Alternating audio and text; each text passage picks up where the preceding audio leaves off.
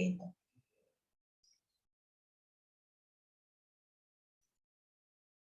Nah, ini saya akan berikan contoh yang lain. Kalau diberikan seperti ini sama ya, single link, kemudian proximity matrixnya adalah ini sama dengan yang tadi. Yang sudah saya jelaskan, ya ini tadi. Ya, ini tadi yang sudah saya jelaskan. Jadi nanti kalian bisa melihat lagi itu prosesnya seperti ini. Nah, ini sama dengan penjelasan yang saya berikan tadi ya. Jadi dimulai dari apa? Dimulai dari kondisi awal seperti ini, kemudian dipilih yang paling besar, sehingga kita dapatkan bahwa I1 dan I2 itu digabungkan menjadi satu. Nah, kemudian dilakukan update dari proximity matrix seperti cara yang saya sampaikan tadi. Nah, kemudian langkah kedua itu kita gunakan. Di sini 45 dia ternyata yang paling kecilnya, kemudian kita update. Didapatkan nanti hasilnya adalah dendrogram hasilnya nanti seperti ini. Ya, ini 1, 2, 3, 4, 5. Gitu ya. Nah, sekarang pertanyaannya setelah dendrogram itu terbentuk, maka kan tadi tujuannya adalah mengklasterkan, menggolongkan atau mengguguskan. Nah, lalu hasil clusteringnya seperti apa mendapatkannya? Itu kita tentukan. Jadi misalkan kita ingin mendapatkan dua klaster, maka caranya adalah dengan membagi atau memutus pohon dari dendrogram itu menjadi dua subcluster, dimulai dari rootnya. Ini kan root ya, ini rootnya. Ini kalau kita pecah, dia kan punya dua sub ya. Jadi di setiap simpul di dalam dendrogram itu dia pasti mempunyai dua cabang. Nah, kalau diminta mendapatkan dua klaster, maka langsung saja dari klaster dari rootnya ini dipotong cabangnya. Jadi dipotong cabangnya. Ini dipotong. Nah, dipotong cabangnya sehingga kita mendapatkan dua subcluster. Dua subcluster atau dua sub pohon, sorry. Dua sub pohon. Nah, maka didapatkan dua sub pohon ya. Atau sub tree. Nah, masing-masing pohon inilah yang nanti membentuk satu klaster sendiri. Jadi ini kita sebut dengan klaster 1, ini kita sebut dengan klaster 2. Nah, seperti itu. Nah, kalau misalkan nanti maunya menjadi 3, bagaimana? Ya. Jadi yang kita ambil pangkas subcluster yang salah satu, misalkan di sini, ini kita bagi menjadi dua subcluster, sehingga klaster 1 ini menjadi isinya adalah 1, 2, klaster 2 menjadi isinya 3, dan ini menjadi klaster 3. Seperti itu. Itu cara mendapatkan klasternya dari proses hasil clustering dengan aglomeratif. Ya. Ini contoh untuk contoh lain ya dari aglomeratif clustering. Kalau kita menggunakan Euclidean distance sebagai proximity matrixnya. Nah, bedanya apa? Yang perlu diperhatikan kalau kita menggunakan Euclidean distance berarti bukan similaritas, maka yang dikatakan dekat kalau nilainya mendekati 0 ya. Jadi dua objek dikatakan dekat itu kalau nilainya mendekati 0. Ya. Jadi yang dipilih kalau yang tadi similaritas itu yang paling besar, maka di sini yang dicari adalah yang justru paling kecil. Nah, contohnya ini. Nah, jadi ini yang nanti akan digabungkan terlebih dahulu. Dibandingkan kalau kita menggunakan similaritas distance. Jadi seperti itu ya. Kira-kira gambarannya. Prinsipnya sama, nanti kalau untuk ukuran kedekatannya, ya berarti kita juga mencari yang paling kecil. Itu hati-hati dengan tipe dari ukuran kedekatan yang digunakan. Oke. Nah, sekarang kita lihat kelebihan minimum atau single link itu apa.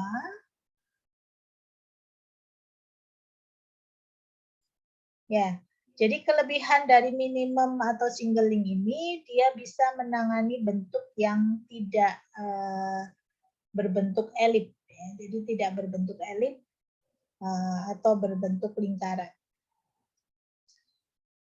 Ini, jadi misalkan tadi harusnya kalau bentuknya dia elip, kemudian ini kalau dia berbentuk dia tidak elip. Nah, dia tidak elip. Dia akan membentuk sebuah elip. Ya. Dia mendekati elip. Kemudian juga dia sensitif terhadap noise atau outlier. Yang berikutnya adalah max dan complete link. Ini sebenarnya hampir sama ya. Saya tidak perlu mengulang terlalu detail ya. Yang membedakan nanti adalah di ininya. Bagaimana mengupdate proximity matriknya. Kalau proses dan langkahnya semuanya sama. Saya akan berikan gambaran. Untuk yang complete link, ya ini kalau seperti ini dua, ini sama ya. Jadi kita cari yang paling dekat terlebih dahulu. Ini yang paling dekat itu adalah 0,9. Ingat kita di sini menggunakan similaritas. Maka I1, I2 itu kita gabung terlebih dahulu. 3, 4, 5. Nah, mungkin kalau dilihat langkah satunya mungkin kemungkinan hampir sama semua. Hanya nanti akan berbeda untuk langkah yang berikutnya. Bisa jadi berbeda ya. Kenapa? Karena yang kalau complete link ini yang dicari adalah yang paling jauh. Yang paling jauh. Kalau tadi yang paling dekat, yang ini berarti yang paling jauh. Maka kalau pada update ininya, ini yang akan berbeda hasilnya. Update proximity matriknya ya. 1, 2, 3, 4, 5. 1, 2, 3, 4, 5 gitu ya. Nah, kita lihat yang ini, ingat selalu pasti nilainya 1, 3, 4 juga tetap, 3, 4 ini tetap, ini juga tetap, ini juga tetap.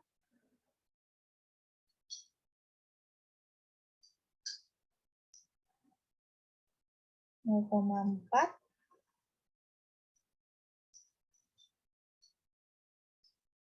ya. Nah, sekarang pertanyaan di sini sekarang 1, 2, klaster 1, 2 dengan 3. 1, 2 dengan 3 itu kan berarti kita mengukur jarak atau kedekatan antara 1 dengan 3 dan 2 dengan 3. Karena di sini complete link, maka yang dipilih adalah yang paling jauh. Mana yang paling jauh? Apakah antara objek 1 dengan objek 3 atau objek 2 dengan objek 3. Objek 1 dengan objek 3 nilainya adalah 0,1, objek 1 dengan objek 2 dengan objek 3 itu 0,7. Mana yang paling jauh? Sesuai dengan prinsip similaritas, semakin kecil maka dia semakin jauh, maka nilai 0,1 lah yang kita masukkan ke sini. Nah, ini bedanya. Bedanya dengan single link tadi. Kalau yang dimasukkan untuk single link itu adalah yang paling dekat, maka kalau untuk complete link yang dipilih justru yang paling jauh. Ya, yang paling jauh. Kemudian dengan yang cara yang sama, di sini tadi 0,65 dengan 0,6, mana yang paling jauh? Berarti 0,6. 0,2 dengan 0,5, mana yang paling jauh? Itu adalah 0,2. Dengan cara yang sama, kita kopikan saja. Nah, sehingga dari sini kita lihat mana yang paling dekat. Yang berikutnya, ini kita memilih yang kita gabungkan, tetap prinsipnya kalau untuk penggabungan, prinsipnya tetap ya. Yang dipilih adalah yang paling dekat. Ya. Di sini kita lihat yang paling dekat itu adalah 45. Ternyata sama, 45. Ya, jadi 45 digabungkan terlebih dahulu, nanti kemudian diupdate. Seperti itu sama caranya. Ya.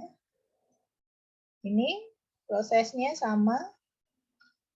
Kita lihat untuk ukurannya nanti cara menghitungnya juga sama ya. Nah, kelebihan dan kelemahannya untuk yang complete link ini tidak terlalu berpengaruh terhadap noise. Lalu yang kedua, dia cenderung memecah klaster yang besar. Dan memaksa istilahnya ya, memaksa atau cenderung untuk membentuk klaster yang berbentuk bulat. Ini kalau kita menggunakan complete link. Kemudian yang berikutnya untuk average link ini sama, hanya prosesnya ya. Saya lihatkan contohnya ini tadi yang contohnya yang sama. Nah, proses untuk mengupdate saja ya yang agak berbeda. Ini.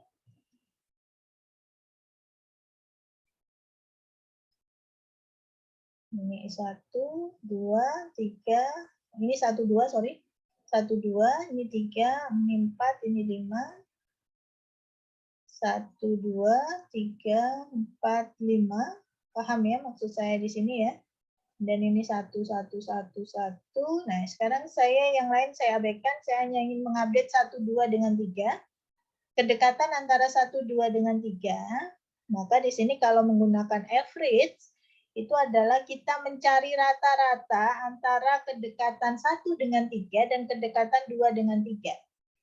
Jadi 1 dengan 3 itu adalah 0,1, 2 dengan 3 itu 0,7. Ini kita cari rata-ratanya. Berarti kan 0,1 ditambah dengan 0,7 dibagi 2. Berarti sama dengan 0,8 dibagi 2. Berarti sama dengan 0,4. Maka di sini nilainya adalah 0,4. Demikian juga untuk kedekatan antara klaster 1, 2 dengan 4. Klaster 1, 2 dengan 4 ini ya, berarti kita mencari rata-rata kedekatan antara 1 dengan 4 dan 2 dengan 4. 1 dengan 4, 0,65. 2 dengan 4, 0,6. Rata-ratanya mungkin sekitar 0,625. Ya. Demikian juga untuk yang di sini. 0,2 dengan 0,5 berarti rata-ratanya adalah 0,35. Nah, seperti ini ya. Ini untuk yang average link.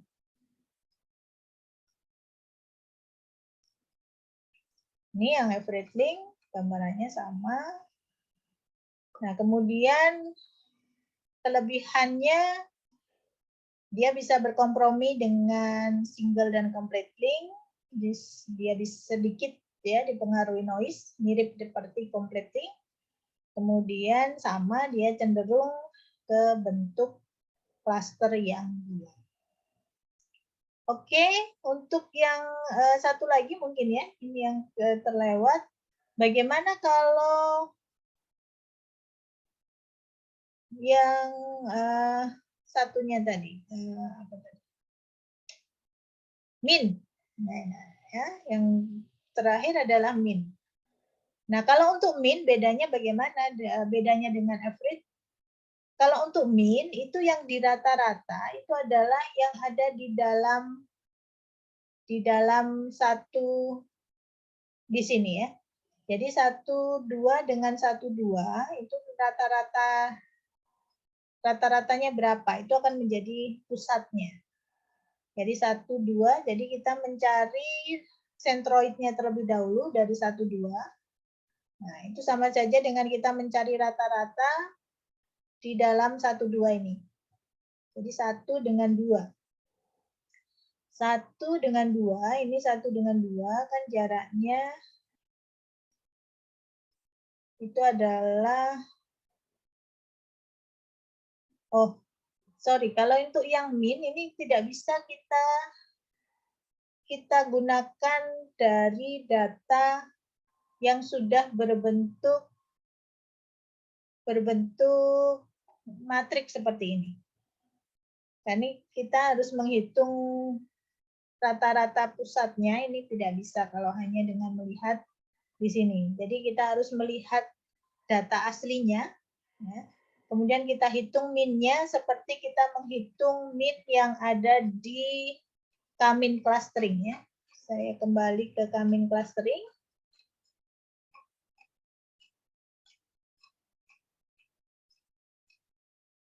Nah ini, jadi caranya nanti mengukur min-nya mirip seperti ini. Jadi tergantung titik-titiknya, ya dimensinya berapa. Nah kemudian nanti kita hitung min-nya, min dari centroid 1 dengan centroid 2. Nah baru kemudian kalau diperoleh centroid 1 dan centroid 2 ini, lalu kemudian diukur jaraknya, distance-nya. Nah tergantung nanti ukuran distance-nya menggunakan apa. Nah, tuh. Itu yang membedakan. Jadi kalau untuk yang min, ya, perhitungan dengan min itu tidak bisa langsung dari matriknya. Jadi harus diketahui data asli. Ini kira-kira untuk aglomeratif clustering, ya, cara prosesnya seperti itu. Jadi ini tadi yang saya maksud untuk min distance itu caranya seperti K-min, ya, mirip seperti K-min clustering.